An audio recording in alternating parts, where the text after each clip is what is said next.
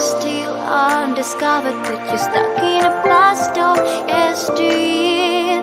Forget all the problems just for the moment. That is the kind of story you should see.